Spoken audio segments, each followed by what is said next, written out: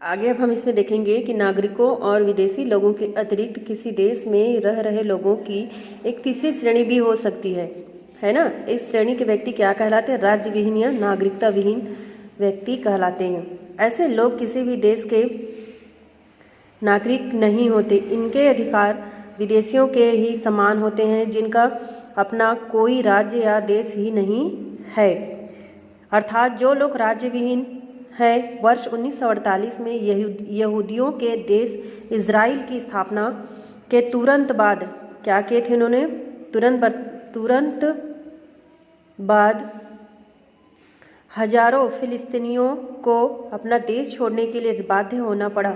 वे मध्य पूर्व के विदेशों में जहाँ तहाँ संगठन के नेता यासर अराफात के बीच एक ऐतिहासिक स्वशासन समझौते पर हस्ताक्षर किए गए और इस समझौते से फिलिस्तीनियों को पहली बार गाजा पट्टी और जेरिको नदी के पश्चिमी तट के शहर जेरिको में अपनी सरकार बनाने का अवसर प्राप्त हुआ और तभी फिलिस्तीनियों को नागरिकता के पूर्ण अधिकार और दायित्व यहाँ पे उनको प्राप्त हुए, है ना।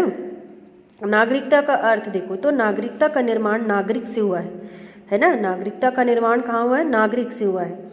नागरिकता उस क्षमता या कानूनी स्थिति का संकेत देता है जिसके कारण क्या करते हैं? मानव को नागरिक, आर्थिक तथा राजनीतिक अधिकार प्राप्त होते हैं। यथार्थ ही राज्य द्वारा इन अधिकारों के बदले उस निर्धारित कर्तव्यों का निर्वाह करना होता है।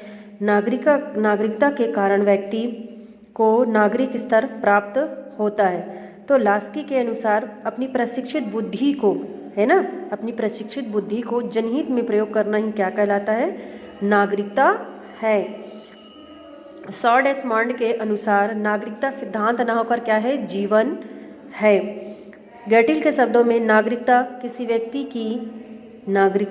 व्यक्ति की उस विशेष स्थिति का नाम है जिसके अंतर्गत व्यक्ति अपने राज्य के सामान्य एवं राजनीतिक अधिकारों का उपयोग कर सकता है तथा अपने कर्तव्यों के निर्वहन के लिए तत्पर रहता है। टी.एच. मार्शल के अनुसार किसी राजनीतिक समुदाय की पूर्ण और समान सदस्यता को नागरिक कहते हैं। इस प्रकार नागरिकता किसी देश, किसी व्यक्ति की कानूनी हैसियत को व्यक्त करती है ना। यह व्यक्तियों को समान अधिकार और कर्तव्य, समान स्वतंत्रता और बंधन तथा समान शक्तियाँ और जिम्मेदारियाँ प्रदान करती है। नागरिकता केवल कुछ अधिकारों को धारण करना नहीं है बल्कि नागरिकता का अर्थ है कुछ निष्ठा या कर्तव्यों का पालन करना भी है। ठीक है, अब है नागरिकता की विशेषता। तो देखते हैं नागरिकता की विशेषता कितनी है ना। बहुत सारे यहाँ इसमें दिए तो राज्य की सदस्यता, दूसरा है सर्वव्यापकता, है ना, तीसरा है राज्य के प्रति निष्ठा, चौथा है अधिकारों का प्रयोग, पांचवा इसमें कर्तव्य पालन। तो सबसे पहले हम राज्य की सदस्यता देते हैं। नागरिकता की सर्वप्रथम विशेषता राज्य की क्या है? सदस्यता है। दूसरा है सर्वव्यापकता। तो नागरिकता प्रत्येक उस व्यक्ति को प्राप्त होती है ना। नागरिकता प्रत्येक उस व्यक्ति को प्राप्त होती है जो क्या है? जो कि राज्य का निवासी हो, भले ही वह शहर में निवास करता हो अथवा किसी ग्राम में। ठीक है।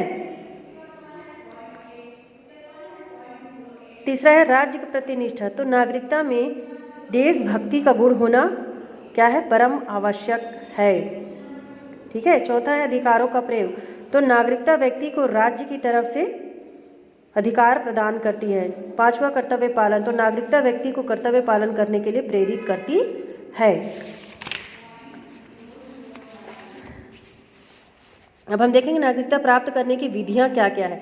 तो विभिन्न देशों में नागरिकता प्राप्त करने की अलग अलग विधियां हैं। नागरिकता प्राप्त करने की समस्त विधियों को दो भागों में विभक्त किया जा सकता है। पहला जन्मजात अथवा स्वाभाविक नागरिकता, है ना, इसके अंतर्गत ये है सब।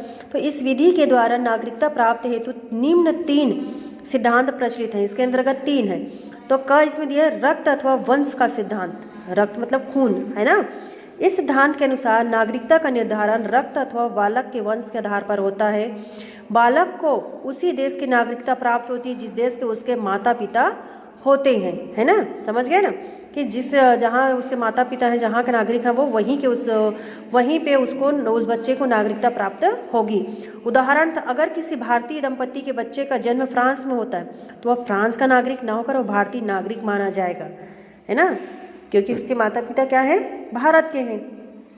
इसके विपरीत यदि किसी बालक का जन्म भारत में होता है और उसके माता फिर फ्रांस के नागरिक हैं तो वह बच्चा फ्रांस का नागरिक माना जाएगा। प्राचीन काल में यूनान, रोम तथा एशियाई देशों में नागरिकता का निर्धारण इसी सिद्धांत के आधार पर होता था तथा आज भी फ्रांस, स्वीडन, स्विट्जरलैंड इत्यादि देशों में यह सिद्धांत क्या है, प्रचलित है। तर्कपूर्ण एवं न्याय संगत होते हुए भी इस सिद्धांत में यह दोष है कि जब माता एक देश की हो तथा पिता दूसरे देश का हो तो यह फैसला करना कठिन हो जाता है कि बालक किस देश की नागरिकता प्राप्त करे, है ना। अगर माँ बाप अलग अलग देशों से हैं तो उसमें क्या बहुत कठिनाई आती है कि बच्चे को कहाँ की नागरिकता प्राप्त करें। जन्म स्थान का सिद्धांत, तो इस सिद्धांत के अनुसार बालक की नागरिकता उसके जन्म स्थान के आधार पर निश्चित की जाती है ना। उदाहरणतः यदि भारत के किसी नागरिक का बच्चा अर्जेंटीना की भूमि पर जन्म लेता है तो वो बच्चा वहाँ का नागरिक माना जाएगा। लेकिन इसके विपरीत यदि अर्जेंटीना के नागरिक का बच्चा भारत भूमि पर अथवा अन्य किसी राज्य में जन्म लेता है तो वह स्वदेश की नागरिकता से क्या करेगा, वंचित रह जाएगा, है ना। यद्यपि यह सिद्धांत अर्जेंटीना में प्रचलित है लेकिन वहाँ की अपेक्षा यह इंग्लैंड में अधिक व्यापक है। वहाँ तो यदि कोई बच्चा इंग्लैंड के जहाज में भी पैदा होता है तो वह इंग्लैंड का नागरिक माना जाता है। इस सिद्धांत का सबसे बड़ा दोष यह है कि यदि कोई दंपति विश्व भ्रमण के लिए निकले तो हो सकता है उसकी एक संतान जापान में हो, दूसरी भारत में तथा तीसरी संयुक्त राज्य अमेरिका में। ऐसी दशा में जन्म स्थान नियम के अनुसार तीनों बच्चे अलग अलग देशों के नागरिक होंगे तथा उन्हें अपने माता पिता के देश की क्या है, नागरिकता प्राप्त नहीं होगी, है ना। ये बहुत बड़ा दोष है इसमें। तीसरा है इसमें मिश्रित अथवा दोहरा सिद्धांत। तो संसार में कुछ देश ऐसे भी हैं जिनमें रक्त सिद्धांत एवं जन्म स्थान सिद्धांत दोनों को मिलाकर नागरिकता का निर्धारण किया जाता है। संयुक्त राज्य अमेरिका तथा इंग्लैंड में मिश्रित सिद्धांत प्रचलित है ना, मिश्रण। इस सिद्धांत के अनुसार अमेरिकन तथा अंग्रेज माता पिता से उत्पन्न बच्चों को चाहे उनका जन्म इन देशों में हुआ हो अथवा किसी अन्य देशों में तो अपने माता पिता के देश की ही वो नागरिकता प्राप्त होगी, है ना। और मिश्रित अथवा दोहरे सिद्धांत के आधार पर नागरिकता प्राप्त करने के संबंध में एक रूपता न होने के कारण क्या होता है, व्यवहार में अनेक कठिनाइयाँ पैदा हो जाती है। उदाहरण था यहाँ पे फ्रांसीसी माता पिता कुछ समय के लिए इंग्लैंड में रहे तथा वहाँ उनके कोई संतान पैदा हो जाए तो उसका फ्रांस तथा इंग्लैंड दोनों ही देशों की नागरिकता प्राप्त हो जाएगी, है ना। वंश सिद्धांत के आधार पर वह बालक फ्रांस का नागरिक होगा तथा दोहरे सिद्धांत के अनुसार वो क्या होगा, इंग्लैंड का नागरिक माना जाएगा, क्योंकि इंग्लैंड में दोहरा सिद्धांत प्रचलन में है तथा वह वहाँ पैदा हुआ है। वयस्क होने के उपरांत बच्चे के सामने यह समस्या पैदा हो जाएगी कि वह देश की नागरिकता ग्रहण करे तथा किस देश की नागरिकता का वो क्या करे, परित्याग करे। असल में मिश्रित सिद्धांत की तुलना में रक्त अथवा वंश का सिद्धांत ही अधिक तर्क संगत है ना। जो पहला हम लोग पढ़े हैं रक्त अथवा वंश का सिद्धांत वही श्रेष्ठ बताया जा रहा है इसमें कि विशेष भूमि पर जन्म सिर्फ संयोग का ही परिणाम होता है, इसे नागरिकता का अधिकार आधार नहीं माना जा सकता है। भूमि विशेष पर जन्म लेने से बालक के हृदय में उस भूमि के प्रति किसी प्रकार की निष्ठा जागृत नहीं हो जाती है ना। दूसरा इसमें था राज्य प्रदत्त अथवा कृत्रिम नागरिकता।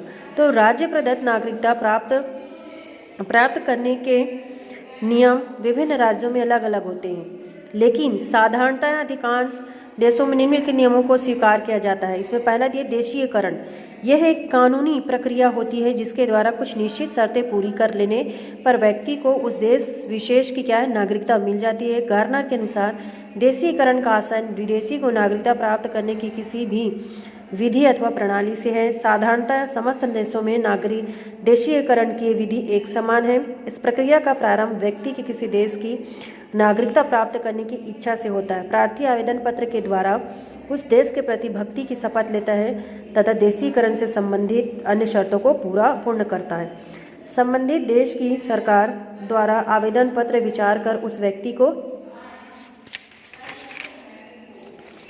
क्या करता है, नागरिकता प्रदान की जा सकती है। और देशीयकरण द्वारा नागरिकता प्राप्त करने की कुछ सामान्य शर्तें निम्न प्रकार है ना। तो इसमें पहला दिया का निश्चित निवास। तो प्रायः समस्त देशों में ऐसा नियम प्रचलित है कि राज्य के अंतर्गत निश्चित समय तक रहने पर विदेशी अपने पहले राज्य की नागरिकता त्याग कर क्या कर वहाँ की नागरिकता ग्रहण करने हेतु आवेदन पत्र दे तो वहाँ की नागरिकता उसको प्राप्त हो जाती है ना। और निवास करने की अवधि विभिन्न देशों में अलग अलग होती है। दूसरा इसमें है देशभक्ति की शपथ। तो व्यक्ति जिस देश की नागरिकता प्राप्त करना चाहता है उसे उस देश के प्रति भक्ति की शपथ लेनी पड़ती है और व्यक्ति द्वारा स्पष्ट घोषणा की जाती है कि वह उस देश के प्रति क्या करे, निष्ठावान रहेगा तथा उस देश के कानूनों का पूर्ण रूपेण पालन करेगा। ठीक है। तीसरा इसमें नागरिकता प्राप्ति की इच्छा। तो व्यक्ति को यह स्पष्ट घोषणा करनी पड़ती है कि वह उस देश की नागरिकता प्राप्त करने की इच्छा रखता है, क्योंकि कोई भी देश किसी अन्य दूसरे देश के नागरिक पर अपनी नागरिकता को थोप नहीं सकता। चौथा इसमें राष्ट्रभाषा का ज्ञान। कुछ देशों में यह नियम है कि जो भी व्यक्ति उस देश की भाषा का ज्ञान रखता हो सिर्फ उसे नागरिकता प्रदान की जा सकती है। संयुक्त राज्य अमेरिका में राष्ट्रभाषा का ज्ञान क्या है, एक अनिवार्य शर्त है ना।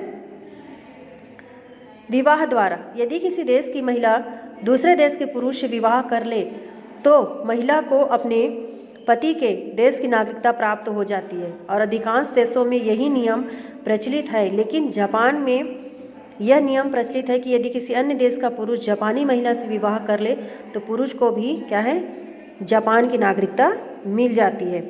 गोद लेने से।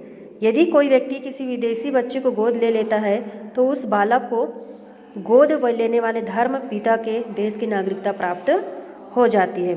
सरकारी सेवा। यदि कोई विदेशी किसी दूसरे देश में सरकारी पद ग्रहण कर लेता है तो उसको वहाँ नागरिकता मिल जाती है। ठीक है। वीजा। यदि कोई देश किसी अन्य देश पर अथवा उस देश के किसी भाग पर विजय प्राप्त कर लेता है तो पराजित देश अथवा जिस पर अपने विजय प्राप्त किए है वहाँ के नागरिकों को विजयी देश की नागरिकता प्राप्त हो जाती है। संपत्ति खरीदने पर। कुछ देशों में यह नियम है कि यदि विदेशी उस देश में भूमि अथवा अचल संपत्ति खरीद लेता है तो उसे वहाँ की नागरिकता प्राप्त हो जाती है। दक्षिण अमेरिका के कुछ देशों जैसे पेरू तथा मैक्सिको में यह कानून प्रचलित है। ठीक है। विद्याता के आधार पर। तो अनेक राज्यों में विदेशी विद्वानों को नागरिकता प्राप्ति के लिए कुछ विशेष सुविधाएं दी जाती है। उदाहरणतः फ्रांस में क्या है, इसी प्रकार की व्यवस्था पाई जाती है। पुनः नागरिकता की प्राप्ति। यदि कोई नागरिक अपनी नागरिकता त्याग कर किसी अन्य देश की नागरिकता ग्रहण कर ले तो उसे उस देश का नागरिक समझा जाएगा। लेकिन यदि वह पुनः अपने देश की नागरिकता प्राप्त करना चाहे तो कुछ शर्तों के पूर्ण करने पर उसे नागरिकता प्राप्त